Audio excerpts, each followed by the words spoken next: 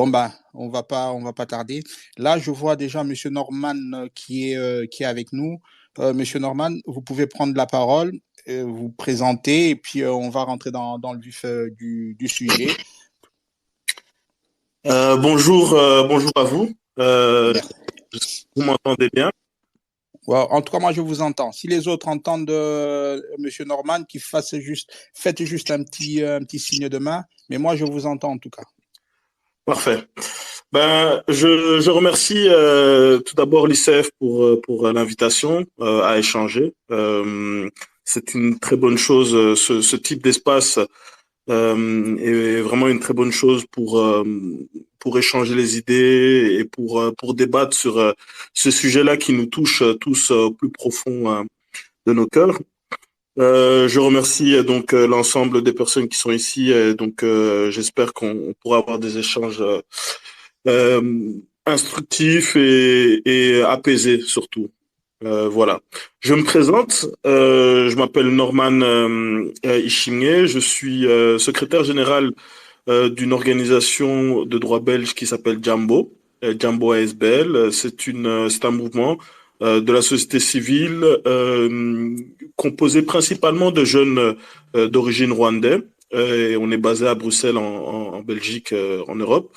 Nous œuvrons pour mobiliser les ressources nécessaires à l'établissement d'état de droit dans la région des Grands Lacs. Nous sommes, comme je l'ai dit, principalement des jeunes Rwandais, mais nous avons une vision pour la région des Grands Lacs parce que nous considérons que jamais notre pays d'origine, le Rwanda, ne pourra se développer, euh, en tout cas, avoir un véritable développement sans que l'ensemble des pays de la région des Grands Lacs ne soient eux-mêmes dans un processus de développement commun. Et nous existons depuis une dizaine d'années et nous avons lancé différents projets on nous range dans la partie des organisations critiques par rapport au pouvoir et c'est un positionnement qu'on assume. On est très critique envers le régime de Paul Kagame qu'on considère comme étant un régime qui est arrivé au pouvoir par le sang et qui maintient son pouvoir par le sang. Donc voilà, introduction faite, je vais traiter du sujet du jour. Si c'est bien le cas, je pense que c'est une dizaine de minutes maximum pour essayer. Ouais, c'est une dizaine de minutes. Le temps que Monsieur Norman, bonsoir. ouais, ok. Ben, à vous la parole. Ouais. Est-ce que Monsieur Norman m'entend? On t'entend, Ben. On t'entend. Monsieur Norman, Bonjour Ben. voilà, j'espère que vous allez bien. Merci de la présentation. Je veux tout de suite vous donner la parole et vous allez enchaîner sur le contenu de votre intervention. Dans un premier temps, permettez-moi juste de rappeler le fondamental, au fait, je vais dire le principe de base. Nous allons donc partir sur. Faites signe de la main si vous m'entendez correctement. Nous allons partir donc sur le principe de 10 minutes d'intervention. Il s'agit de la présentation faites le résumé en tout cas de ce que vous avez à développer. Et après le 10 minutes, nous allons passer la parole à un autre intervenant et ainsi de suite parce qu'il y en a trois. Et après quoi, nous allons passer aux échanges proprement dit, ce qui veut dire que nous allons écouter le. Voilà, j'ai dit que nous allons écouter après. Nous allons écouter les échanges, ça veut dire que les personnes qui sont dans l'espace pourront donc réagir. Et voilà, que les personnes qui sont dans l'espace pourront donc réagir. Et donc, nous allons laisser la parole à M. Norman qui va parler pendant 10 minutes et après nous allons prendre le relais. Merci monsieur et c'est à vous. Merci Ben. Je vais veiller donc à respecter les consignes pour permettre d'avoir un temps suffisant pour échanger avec l'ensemble donc des auditeurs qui nous suivent. Si vous me permettez, je souhaiterais revenir sur les raisons qui ont poussé Paul Kagame à relancer le M23 et sur ses buts de guerre. Parce que je considère que sans comprendre profondément le pourquoi de la guerre, on aura du mal à définir le comment la mener et comment la gagner. Permettez-moi de revenir fin 2018 avec l'élection de Félix Tshisekedi en décembre 2018 et son intronisation en 2019. Les premiers mois, on va dire même les premières années entre le président Tshisekedi et le président Kagame ont été idylliques. On se rappelle que le président Tshisekedi invite dans la foulée Kagame pour accueillir le corps de son père à Kinshasa. Il se rend au Rwanda quelques mois plus tard. Il écrit d'ailleurs des mots très conciliants dans le livre d'or du mémorial de Guy Sozi, de mémorial du génocide perpétré contre les Tutsis, où il dit notamment les effets collatéraux de ces horreurs n'ont pas épargné mon pays qui a subi des millions de pertes en vie humaine. Et ce terme d'effets collatéraux avait beaucoup marqué, on se rappelle à l'époque.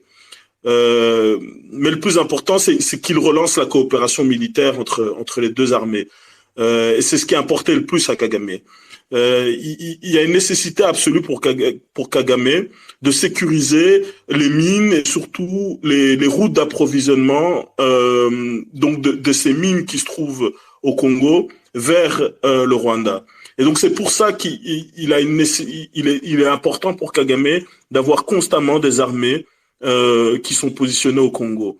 Et donc c'est la première chose qu'il souhaitait, qu'il a demandé à Tshisekedi. Et Tshisekedi, dans les premiers mois, lui ouvre les portes. Il permet officieusement aux Rwandais de mener certaines opérations au niveau du Kivu. On se rappelle par exemple que il y a en novembre 2019 les forces spéciales de l'armée rwandaise vont mener une opération contre les réfugiés rwandais qui se trouvent à Kalehe. On peut également citer courant 2019 également une opération des forces spéciales rwandaises dans le Massissi pour éliminer les leaders des réfugiés rwandais comme Janvier Africa. Ça, c'était plutôt du côté de Binza ou Mudachumura des FDLR dans le Rutshuru. Donc, il y a plusieurs opérations avec l'aval de Tshisekedi qui sont menées par les forces spéciales de Kagame au Congo et cela fait entrevoir en tout cas à Kagame le sentiment qu'il va pouvoir développer encore plus cette coopération. Et pour lui, le but, c'est d'avoir une armée rwandaise positionnée au Congo sur le long terme avec l'accord du pouvoir de Kinshasa. Et donc, on sait qu'en parallèle, il y a tout ce Kagame qui encourage Tshisekedi à négocier avec le M23. On a parlé, ça c'est sorti dans les journaux, les officiels du M23 qui séjournent pendant plusieurs mois à Kinshasa, mais sans accord au final. Je ne veux pas citer également les accords sur les exploitations de minerais signés en 2021 entre le Rwanda et le Congo. Mais ce qui peu à peu change la donne, c'est que c'est la signature de l'accord de coopération militaire entre la RDC et l'Ouganda en décembre 2021. Et à ce moment-là, Kagame est en conflit ouvert avec Museveni. Les deux pays sont en très mauvaise relation depuis plusieurs années. Et quand Kagame apprend que cet accord va être signé, on se rappelle, il se rend à Kinshasa à la hâte. C'est d'ailleurs son dernier voyage à Kinshasa où il va participer à un sommet sur la masculinité positive. Mais le but principal de son déplacement, c'est pour dire à Tshisekedi ne signe pas ce contrat, parce que Tshisekedi a fait entrevoir à Kagame pendant très longtemps qu'il allait permettre aux forces rwandaises de rentrer au Congo officiellement, mais ça n'est jamais arrivé. Et entre-temps, Kagame, quand il voit que le Museveni signe avec Tshisekedi, ça le met en rage.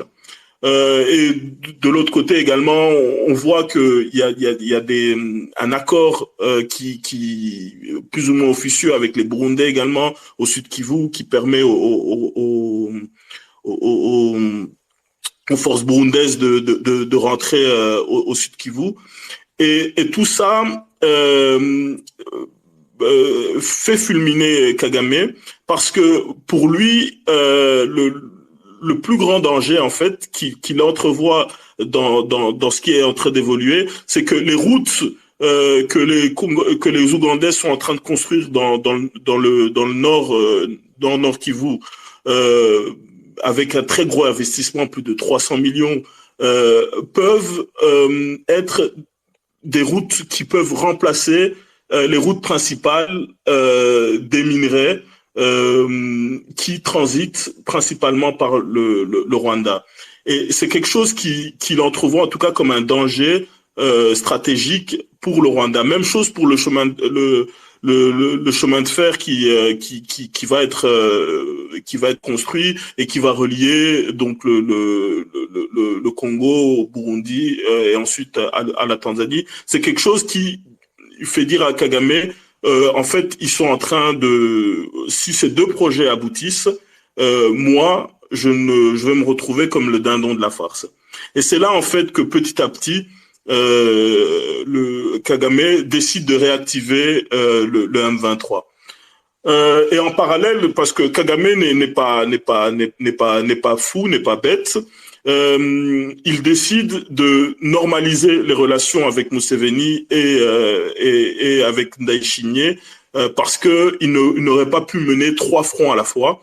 Et donc, avec l'aide notamment d'un journaliste qui s'appelle Andrew Mwenda, il relance les discussions avec le fils de Museveni et il normalise avec l'Ouganda et il fait ensuite quelques concessions au Burundais pour ensuite normaliser avec le Burundi. Maintenant, la question c'est quels sont les objectifs que Kagame entrevoit, en tout cas, ou recherche avec la relance de ce M23. J'en note 4. Le premier, c'est clairement de déstabiliser durablement, structurellement et en profondeur l'État congolais. Parce que le pouvoir du Tshisekedi et le pouvoir du Tshisekedi qui se développerait et qui, en tout cas, qui permettrait au Congo de se restructurer est un véritable danger pour le développement selon en tout cas Kagame, le développement stratégique du Rwanda. Et donc, ce que cherche Kagame, c'est faire en sorte que Tshisekedi échoue dans son objectif, dans l'objectif de son mandat, qui est la pacification à l'Est, et il souhaite discréditer Tshisekedi auprès du peuple congolais et auprès de la communauté internationale également, qui a accueilli l'élection de Tshisekedi avec une bonne image et donc Tshisekedi veut qu'il échoue à ce niveau. Enfin, Kagame veut qu'il échoue à ce niveau. Le deuxième objectif, c'est qu'il souhaite affaiblir plus qu'il n'en faut les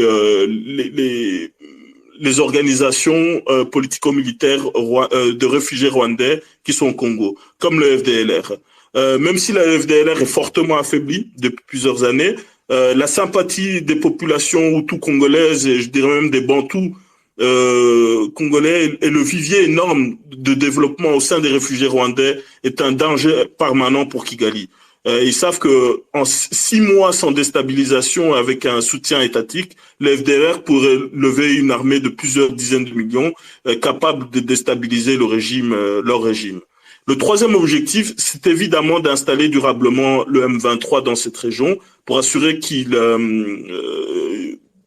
pour faire en sorte qu'il puisse assurer ses routes d'approvisionnement, ses mines que le Rwanda gère vers le Rwanda. Et le quatrième objectif, et pas des moindres, je dirais peut-être celui sur lequel il faut faire le plus attention parce qu'on ne le cite pas assez, c'est le fait de changer la narrative sur l'existence d'un génocide en RDC. Je vais un peu m'épancher sur celui-là si vous me donnez encore deux minutes. Kagame a compris qu'il ne pourrait pas balkaniser la RDC, bien qu'il en a eu, en tout cas, l'idée à une époque. Je pense qu'en tout cas, ce n'est plus un de ses objectifs. Il a aussi compris qu'il ne pourrait pas envahir avec son armée la RDC. La communauté internationale ne le laisserait pas faire, ne laisserait pas agir il envahissait vraiment la RDC et qu'il prenait un territoire avec son armée. Et donc, il a donc compris qu'il a besoin d'une force capable de s'implanter durablement à l'est de la RDC et d'avoir la légitimité de le faire. Et cette légitimité, le RCD Goma, le CNDP ou encore le M23 en 2014 ne l'avaient pas. Et ils n'ont pas su, en tout cas, expliquer de manière large pourquoi ils intervenaient et ainsi gagner les cœurs. Mais le M23 est en train de changer cette narratif, principalement sur le génocide au Congo. Il y a encore quelques mois, si on tapait génocide au Congo sur Google, on allait tomber sur des pages qui renvoyaient vers le mapping report, sur des déclarations du Dr Mukwege, sur différents travaux documentant les massacres de Kagame et de son armée lors des 20 dernières années. Et on tombait sur des victimes congolaises ou encore sur des victimes rwandaises, réfugiés Hutus. Mais maintenant, si on tape génocide au Congo, on tombe sur les soi-disant discours de haine contre les Banyamulenge, contre les Tutsis congolais, contre les rwandophones. Au passage, il est intéressant de noter qu'on parle de discours de haine et de violence contre les rwandophones et Kagame dit défendre, alors qu'au Congo, il y a plus de 300 000 réfugiés rwandais.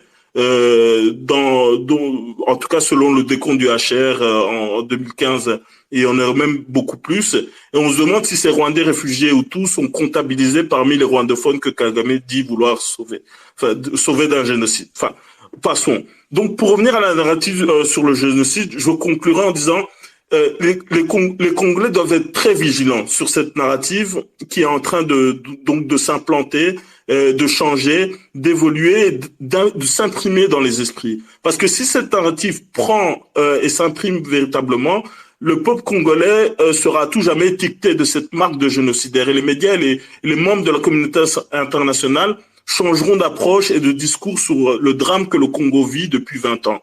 Vous aurez remarqué que tous les pays qui ont condamné la présence du M23 et le soutien du Rwanda au M23 ont également rajouté un petit paragraphe pour dénoncer ces fameux discours de haine. Cette seule mention suffit à ravir en fait Kagame parce qu'il comprend qu'un de ses objectifs est en train de fonctionner. Vous aurez remarqué également les communiqués de Alice Wailumu Ndeletu, la conseillère spéciale du secrétaire général des Nations Unies sur la prévention du génocide, qu'il ne faut pas prendre à la légère parce que cette dame a été ciblée par Kagame et son régime depuis de nombreuses années.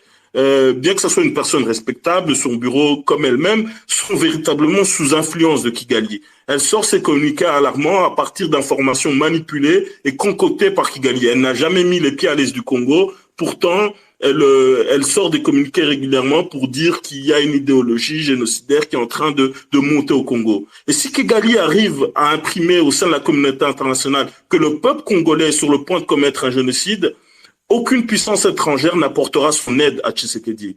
Et pour arriver à faire cela, Kigali intoxique les réseaux avec une masse de fake news, de vidéos invérifiables. C'est une véritable guerre hybride que mène Kigali. En plus de la guerre sur le terrain, les services de Kagame mènent une véritable guerre informationnelle avec des armes non moins puissantes. Enfin, observez bien ce qu'ils font. Kigali crée des faux comptes congolais qui promeut la haine contre les Tutsis. Et investit de véritables usines à trolls qui sont mises en place au Rwanda avec des jeunes Rwandais qui sont utilisés pour manipuler les algorithmes de Twitter, de Facebook, et ils utilisent des relais qui ont une certaine place dans la communauté congolaise comme Tite Gatabazi, Gatetelu Mouriza ou même Albert Ludatsimugwa pour provoquer, chauffer les Congolais sur cette question, et cela crée un sentiment pour un acteur extérieur que le peuple congolais a vraiment un souci avec les Tutsis ou avec les rwandophones. Pourtant, on sait tous que ce n'est pas le cas. Et maintenant, je vais véritablement conclure. Il y a plusieurs choses qui peuvent être faites pour renverser la vapeur et mettre au banc le Rwanda et son M23. Plusieurs actions peuvent être entreprises au niveau diplomatique ou géopolitique et plusieurs le sont déjà d'ailleurs par votre gouvernement qui mène en tout cas un combat qui est honorable et qu'il faut soutenir. Mais ça, je dirais que donc ça, c'est le travail politique. Je voudrais juste donner 3 recommandations à mes amis congolais et donc à la société civile congolaise, au peuple congolais avec qui on discute aujourd'hui. La première, c'est que la meilleure manière de montrer que la RDC n'est pas un peuple qui a une idéologie génocidaire vis-à-vis des rwandophones, c'est que vous montriez véritablement que vous n'avez pas de problème avec le Rwandais. Vous avez plus de 300 000 réfugiés Hutus-Rwandais en RDC qui sont délaissés pour compte aujourd'hui. Réhabitez-les, donnez-leur une place dans votre société. Le deuxième conseil que je donnerais, c'est que la société civile congolaise doit interpeller Madame Alice Wairimunde-Rutu et le secrétaire général de l'ONU d'ailleurs, les inviter à venir au Congo, à venir au Kivu, leur montrer véritablement qui vous êtes, que vous êtes un peuple qui a une culture d'accueil, de partage et dénoncer officiellement chaque propagande que crée Kigali envers elle. Il faut pas minimiser ce point-là. Et le dernier objectif, c'est que le conseil plutôt, je dirais, c'est que si Kagame a des problèmes chez lui, il aura moins de temps et d'énergie, d'espace pour mettre une stratégie visant à affaiblir la RDC, comme celle qu'il mène actuellement avec le M23. Et pour que cela soit le cas, il faut assumer de dire que les ennemis de votre ennemi sont vos amis. Et soutenir et recommander la collaboration entre votre gouvernement et votre armée et ceux qui critiquent le régime de Kagame et veulent sa fin. Assumez de collaborer avec eux, car quand on est attaqué comme vous l'êtes, vous êtes en droit de mettre tous les moyens de votre côté pour défendre et affaiblir votre ennemi. Voilà, j'ai été un peu long, je m'excuse, mais voilà, c'est ce que je voulais partager principalement avec l'ensemble de nos éditeurs aujourd'hui. Merci beaucoup, Norman. Merci beaucoup de votre intervention. Voilà. Norman, nous vous disons merci et nous saluons déjà la présence de mon co-hôte, la personne qui va m'accompagner ce soir, Maître Serge Madika. Bonsoir et bienvenue parmi nous. Avec Maître Serge, nous allons devoir partager la parole. Maître Serge.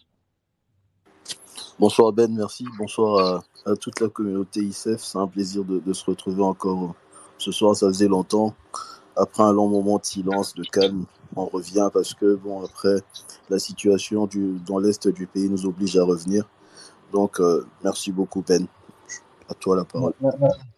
Merci beaucoup Serge.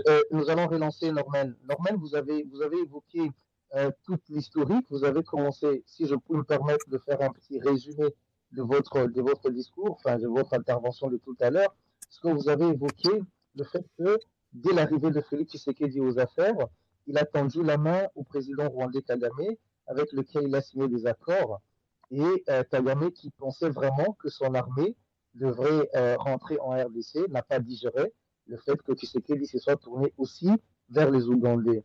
Et donc, vous avez aussi énoncé les objectifs de cette guerre de déstabilisation commun le Rwanda. Vous dites qu'il veut que Kagame veut déstabiliser complètement. J'évite de dire le Rwanda parce que c'est votre pays et qu'on a, en tant que Congolais, on n'a aucun problème avec le Rwandais, vous savez. Et donc, Kagame voudrait déstabiliser structurellement toute la RDC et qu'il voudrait aussi affaiblir les organisations de réfugiés. Les réfugiés essentiellement Hutus qui sont au Congo, mais il voudrait aussi surtout installer le M23 pour pouvoir s'approvisionner de minerais et ainsi de suite. Mais vous dites aussi que le quatrième objectif, et vous soulignez, vous dites que c'est l'un des plus importants, c'est que Kagame veut changer au fait de la donne, il veut changer les narratifs, il veut au fait que l'on pense que ce sont les Congolais qui s'en prennent aux rwandophones et non le massacre qu'il a commis depuis maintenant plus de 20 ans. Et après, vous faites quelques recommandations. Ça, je sais que l'assistance l'a noté. Mais j'ai une toute petite question pour vous relancer, Norman. Très récemment, ça doit s'être passé hier. Le Parlement rwandais a pris une résolution, je ne sais pas sur quelle forme, je ne connais pas la loi, comment ça fonctionne au Rwanda, mais le Parlement rwandais aurait pris une résolution selon laquelle le conflit, la source du conflit entre la RDC et le Rwanda, c'est surtout la genèse, je veux dire la genèse du colonialisme. Qu'est-ce que ça vous inspire, vous? Qu'est-ce que vous en avez pensé? Merci pour votre question. Ce n'est pas vraiment une une résolution qu'ils ont prise, c'est dans les discussions qu'ils ont eues, en tout cas, c'est un élément qui est revenu. Néanmoins, moi, j'estime que ce n'est absolument pas la genèse du conflit, parce que l'époque coloniale s'est terminée dans les années 50-60 et pendant la trentaine d'années qui ont suivi, le Rwanda et le Congo ont vécu en tout cas en très grande harmonie. Il y avait une très grande amitié entre les chefs d'État rwandais et congolais, les feux présidents Mobutu et président Habyarimana. Et il y avait des échanges harmonieux entre les deux pays. Beaucoup de Rwandais vous expliqueront qu'ils ont été faire leurs études au Congo parce que vous aviez de très bonnes universités et les Congolais étaient très bien accueillis au Rwanda. Donc, utiliser l'historique colonial comme responsable de la problématique actuelle, c'est essayer de mettre, en tout cas sur les colons, des problèmes qui sont parfaitement inscrits dans le présent. Il est vrai que la question des frontières, le traçage des frontières pose question, les historiens ne sont pas tous d'accord, mais néanmoins, cette problématique-là n'a été en tout cas relancée qu'à partir du moment où Kagame a commencé à vouloir instrumentaliser je ne sais pas si on reconnaît l'existence au cas des Tutsis congolais ou des Banyamulenge, en tout cas instrumentaliser certains Congolais contre leur pouvoir dans son intérêt. Voilà. Merci beaucoup. Merci beaucoup, Norman, de cette intervention et de cette réplique, de cette réponse que vous nous donnez. Et donc, nous allons devoir, parce que nous voyons qu'il y a beaucoup de demandes en cours, nous allons vite faire ramasser certaines réactions, en tout cas, qui viennent à chaud. Nous allons prendre certaines réactions en attendant au fait que Ben, oui. Ben, moi j'avais une question. Moi j'avais une question à Norman. C'est plutôt le volet complot international, parce qu'on n'en parle pas finalement assez. Est-ce que Norman pense que certains États puissants, on a souvent parlé des États-Unis, on a souvent parlé de l'Angleterre, utilisent ou se servent également du Rwanda pour profiter de minerais de la RDC? Je pense que l'utilisation du terme complot, pour moi, n'est pas appropriée. Les acteurs internationaux sont des acteurs parfaitement rationnels et d'une rationalité parfois qu'on peut qualifier de cynique. Il est clair, aujourd'hui est clairement établi, que Kagame, pour arriver au pouvoir, il a eu le soutien des anglo-saxons. Ce n'est pas un secret, il l'assume eux-mêmes. Il a eu une première mission qui était celle de faire en sorte de faire tomber le pouvoir de Mobutu. Ça s'inscrivait dans un contexte de fin de guerre froide, de changement d'alliance, d'évolution d'alliance. Et donc, Kagame, en faisant tomber le régime en faisant tomber Mobutu et en s'installant à l'est du Congo, est devenu un partenaire inéluctable pour l'Occident.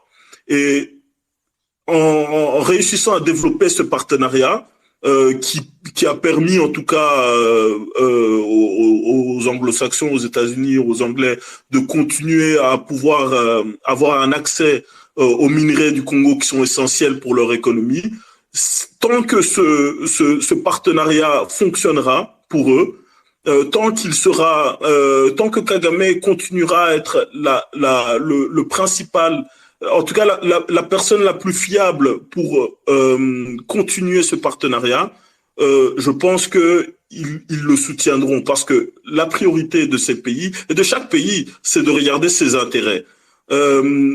Par contre, ce que je pense au plus profond de moi, c'est que si Tshisekedi ou un autre arrive petit à petit à structurer le pouvoir et à mettre véritablement la main, à contrôler véritablement donc l'Est du Congo, qui aujourd'hui n'est pas suffisamment, en tout cas, contrôlé par le pouvoir de Kinshasa. S'il y arrive, les États-Unis ou les Anglo-Saxons ou même l'Occident en général, étant des pays qui sont parfaitement rationnels, préféreront collaborer en direct avec le pouvoir de congolais et feront très vite évoluer leurs alliances. Donc je pense qu'il ne faut pas prendre les pays les États-Unis, les Anglais ou les Occidentaux en général comme des ennemis, mais il faut les considérer comme des partenaires parce que quoi qu'il arrive, ces minerais devront être en tout cas vendus et devront arriver à ces pays-là. Donc le principal rival aujourd'hui, le principal problème, c'est celui qui empêche le Congo d'évoluer. Et je pense que ce n'est pas les États-Unis ou les Anglais, c'est principalement Kagame. Et c'est bien gentil. Merci Norman. Alors, Merci du beaucoup. coup, moi, je veux revenir à Monsieur Norman, finalement, parce que Madame Massima Ngossé dit attristé d'entendre ce que les autres disent ici. Alors, avant que l'on revienne à Bill et Pico, toutes ces personnes d'Adi qui ont la parole, nous aimerions écouter Norman. Norman, de l'exposé que vous avez fait et de ce que vous avez entendu après vous, de ce que vous avez entendu comme commentaire de la part des uns et des autres, ceux qui estiment qu'ils ne sont pas justement, que le problème n'est pas congolais, et ainsi de suite. Qu'est-ce que vous en pensez? Je suppose que vous avez pris des notes. Quelle est votre réaction de manière globale? Merci Serge, merci à Ben aussi, merci à tous les intervenants également qui ont donné de très bonnes idées. J'ai beaucoup aimé par exemple l'exposé de Madame Ndeka qui était je pense très clair et qui je pense en tout cas fait transparaître un esprit que je pense est nécessaire pour pouvoir mener ce dur combat qui est imposé aux Congolais.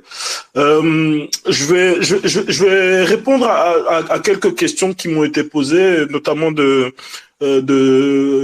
Clorou Claver, si je me trompe pas, qui me demandait de clarifier qui j'étais. Je ne suis pas un opposant politique, puisque et Jambo, l'organisation dans laquelle je suis membre, n'est pas un parti politique. Nous sommes une organisation de la société civile et nous ne sommes pas des opposants. Je dirais que nous sommes des critiques. Nous voulons, on promeut un état de droit, un état avec petit e et grand e, dans le sens une situation de droit, une situation où tous les individus sont égaux face à la loi, face à la justice, un état de droit tout simplement, où il peut y avoir un espace politique dans lequel les différents partis politiques peuvent avoir leur mot à dire.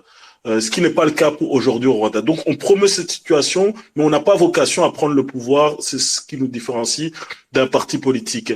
Il m'a également dit de dire ce que je pensais sur le fait que les Tutsis ne sont pas revenus au Rwanda avant 94. Enfin, je pense que ça c'est une toute autre question qui ne rentre pas dans le sujet d'aujourd'hui.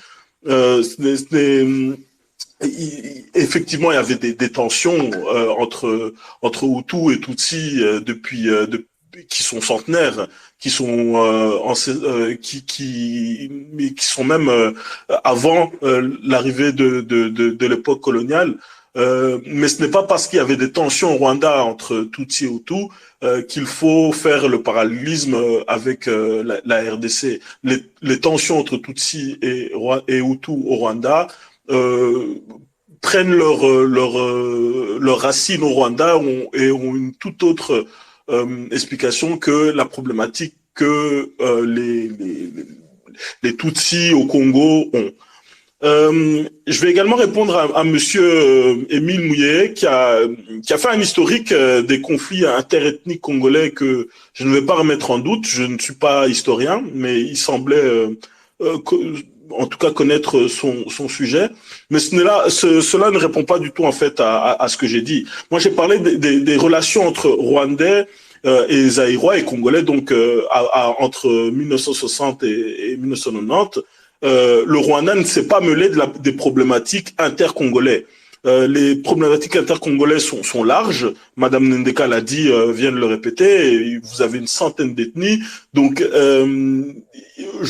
on pourrait citer des dizaines et des dizaines de conflits interethniques qui ont pu naître lors de du siècle dernier. Mais un conflit ne signifie pas génocide. Donc c'est là où il faut mettre c'est ce qu'il faut souligner.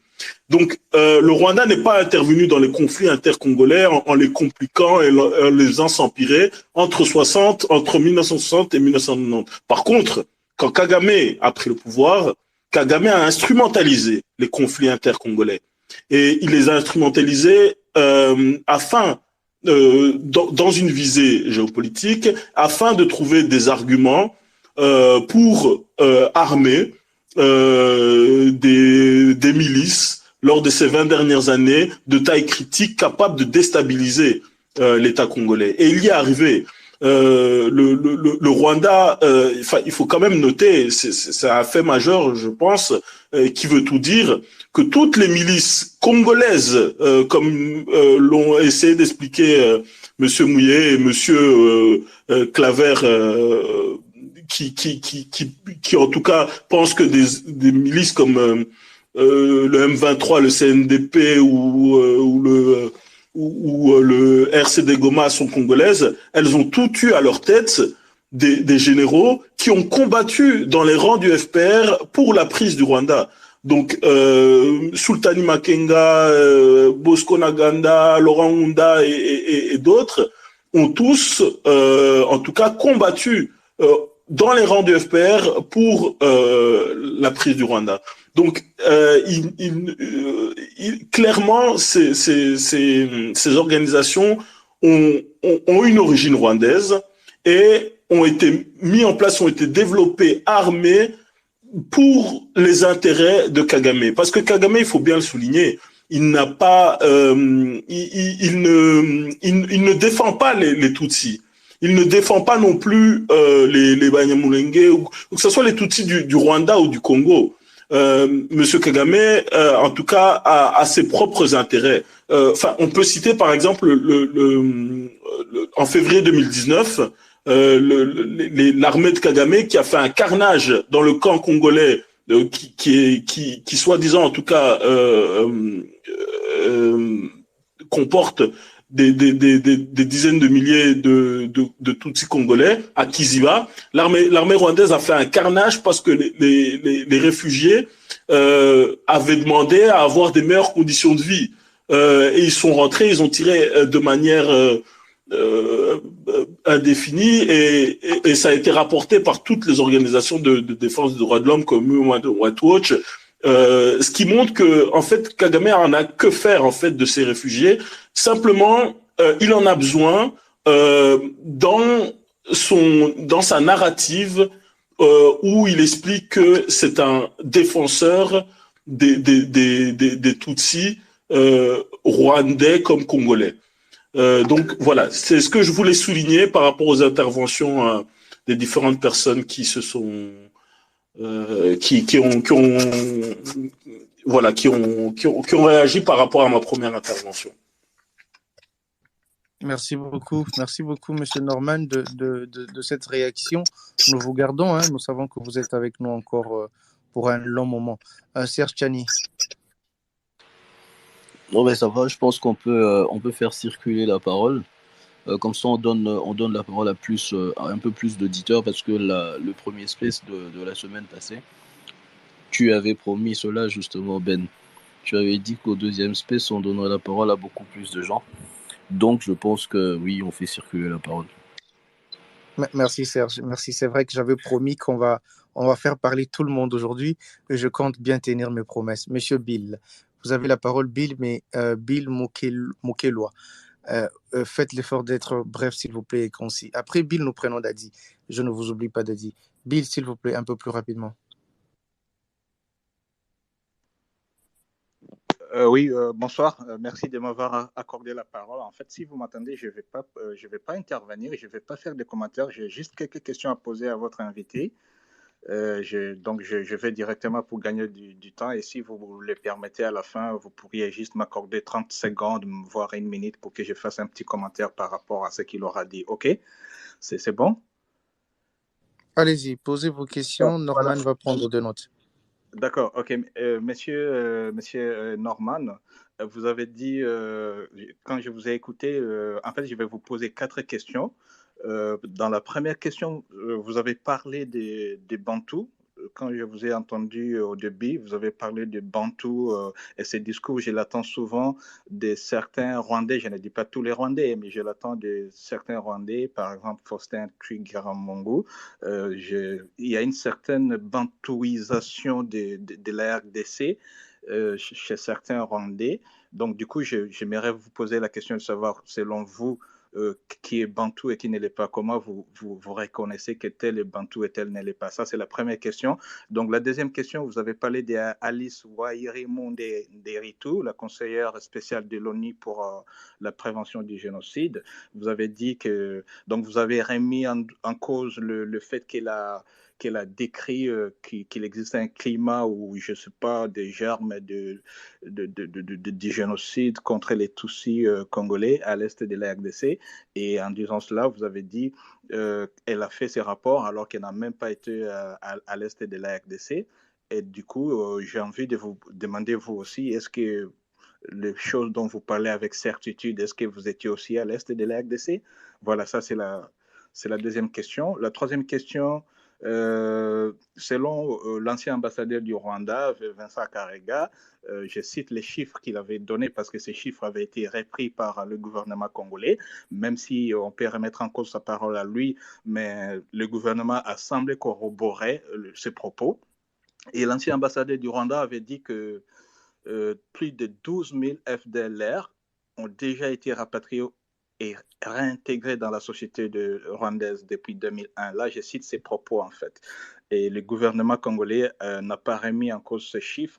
Au contraire, il a utilisé ces chiffres pour dire, vous voyez, il n'y a pas de problème de FDLR en RDC. OK? Donc, du coup, ma question la troisième question, pourquoi est-ce que ceux qui sont toujours en RDC ne veulent pas rentrer au Rwanda? Et enfin, la dernière question, selon vous, là je vous demande juste votre opinion, monsieur Norman, est-ce que selon vous, le FDLR, c'est une force positive ou négative? Voilà, merci. C'est tout en fait. Après, je pourrais intervenir juste pour quelques secondes, si vous voulez. Merci beaucoup, monsieur Bill. Norman, est-ce qu'on peut prendre les réactions tout de suite? Comme ça, c'est plus interactif. Est-ce que vous avez des réponses ou on vous laisse un peu de temps? Oui, je peux y répondre. Je vais essayer d'être bref. Merci, Monsieur Bill, pour vos questions. La première question par rapport à qui est Bantou, qui ne l'est pas. Personnellement, moi, je suis quelqu'un qui n'est pas du tout ni clanique ni ethniste, donc c'est pas des questions qui sont. En tout cas, ce n'est pas une considération qui est importante pour moi. Néanmoins, c'est beaucoup de gens, beaucoup d'organisations se revendiquent comme telles, et je considère en tout cas moi que ceux qui sont bantous, c'est ceux qui parlent les langues bantous. Les langues bantous sont largement répandues donc dans cette région. Le Kinyarwanda en est une. Néanmoins, je noterais que bien que au Rwanda, le Kinyarwanda soit une langue bantoue, une partie des idéologues du régime actuel refusent catégoriquement d'être associés au bantou parce que ils trouvent cela péjoratif. Enfin, voilà, donc je m'arrêterai là. Par rapport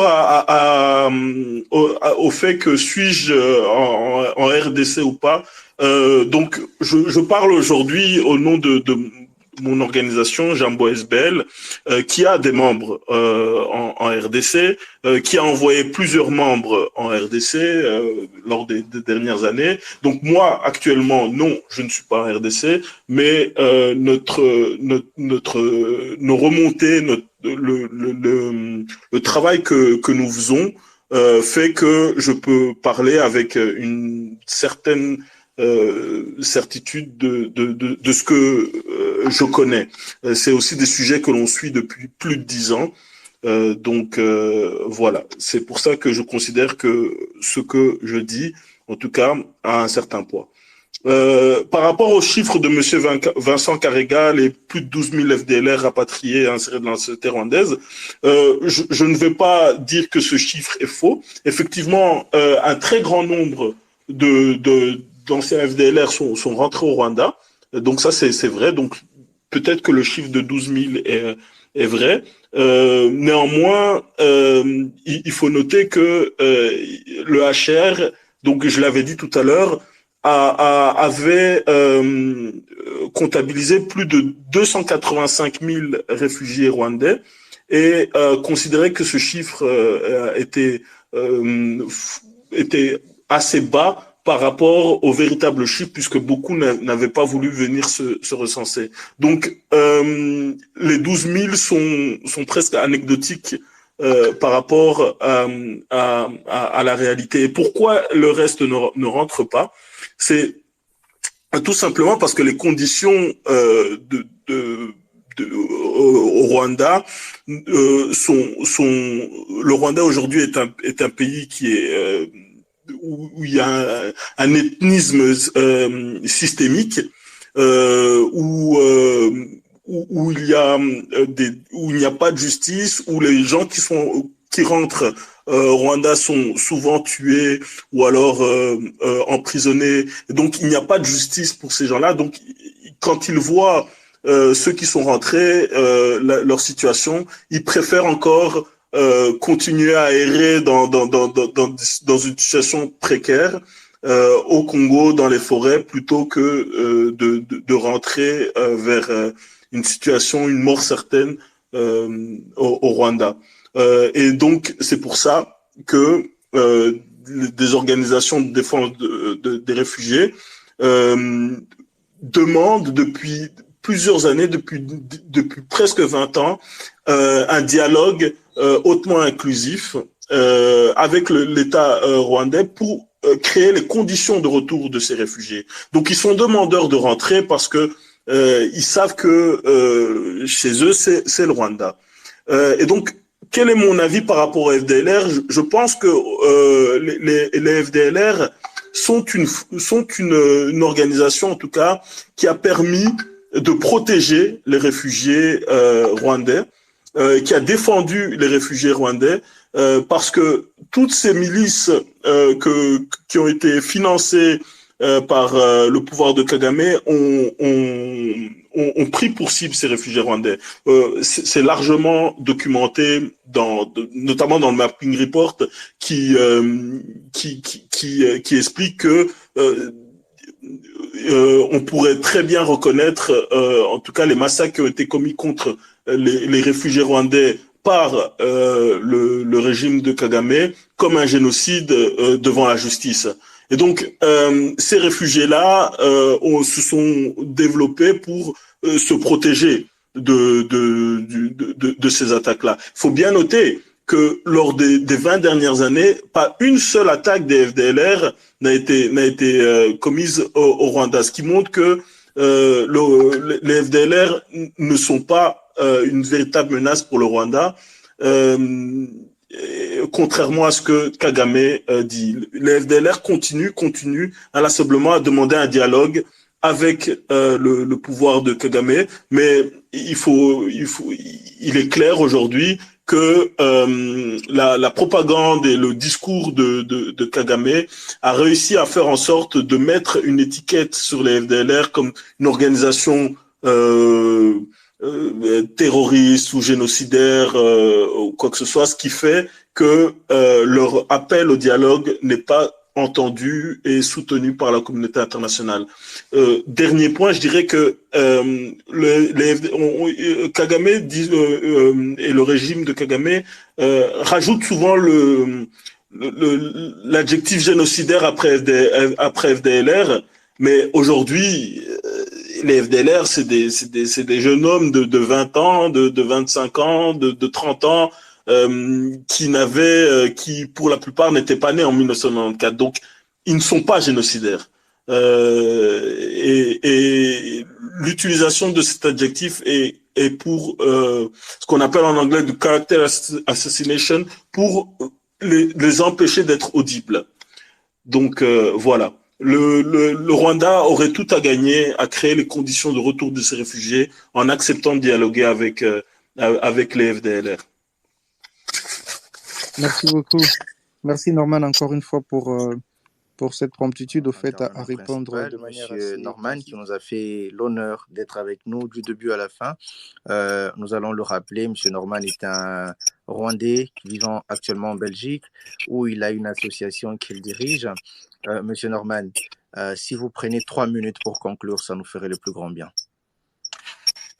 Merci une nouvelle fois Ben. Je vais remercier l'ICF pour l'invitation. Merci à vous Ben et à Serge, à Maître Serge pour l'animation de ce space. C'est vraiment, je pense, quelque chose de très important, ce genre d'espace de discussion, parce que ça permet de petit à petit avoir une compréhension plus poussée et commune de cette problématique, et c'est ce qui nous permettra à tous de pouvoir solutionner ce problème profond. Je ne vais pas revenir sur ce que les différents intervenants ont dit. Je dirais juste que je suis d'accord à 100% avec Monsieur Matata sur son exposé par rapport à Minembwe. Je suis d'accord aussi avec Monsieur Picot qui a dit pas de discussion avec le M23 et ne pas refaire les mêmes erreurs que celles du gouvernement rwandais qui devait faire face au FPR avant 94.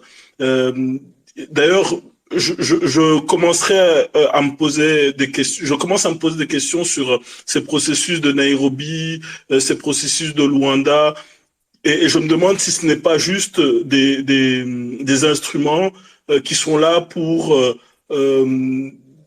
faire perdre du temps et empêcher le gouvernement congolais de réellement faire face à cette problématique en utilisant tous les moyens à sa disposition.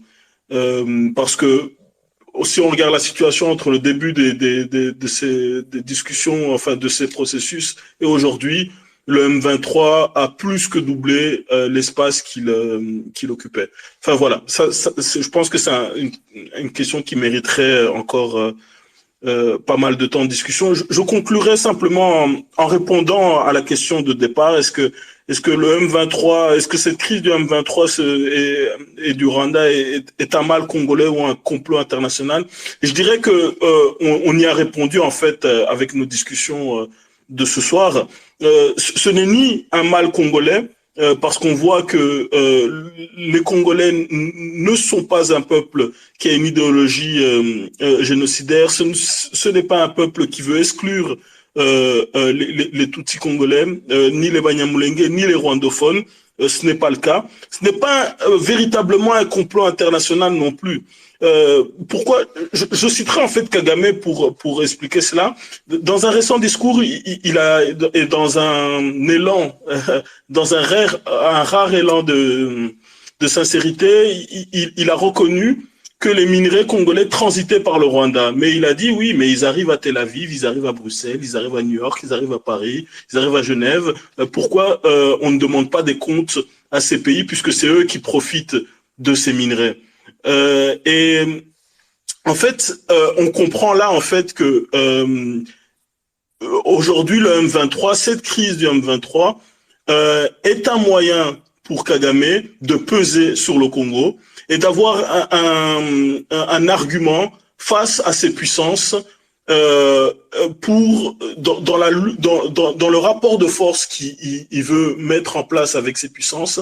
il a cet argument du M23 où aujourd'hui il dit j'ai une milice, j'ai une rébellion capable de contrôler une partie importante du Congo. Et c'est ce qui aujourd'hui, en tout cas dans le rapport de force qu'il essaie de créer avec ces puissances, lui confère un certain respect, je veux dire, de la part de ces puissances qui ont une logique uniquement pragmatique et voire cynique, où ils se disent tant que notre intérêt est rempli, pour nous ça va.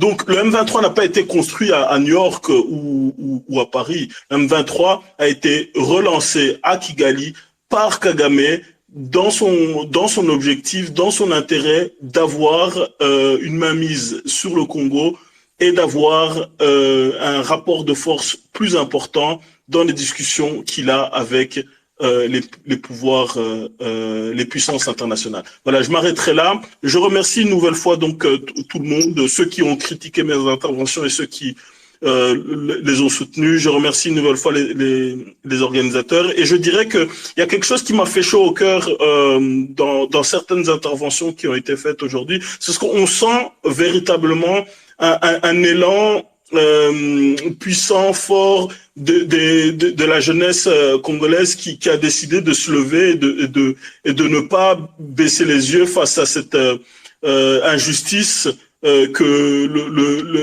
la RDC subit depuis plus de 20 ans. Et je dirais, voilà, c'est ce que j'ai dit dans ma première intervention, on est dans le même bateau. On partage la même problématique, c'est celle d'un pouvoir qui opprime la population rwandaise et qui aujourd'hui opprime la population congolaise. Donc voilà, essayons de faire ce chemin ensemble pour notre région et pour la paix. Merci. Merci beaucoup Norman. Quelle belle conclusion, quelle belle analyse et quelle belle fin. Voilà, merci à vous Norman, merci de l'honneur que vous nous avez fait de rester avec nous. Nous vous prendrons, hein, vous avez encore beaucoup à dire, nous l'avons senti, nous vous prendrons probablement au prochain Space, on va arranger tout ça.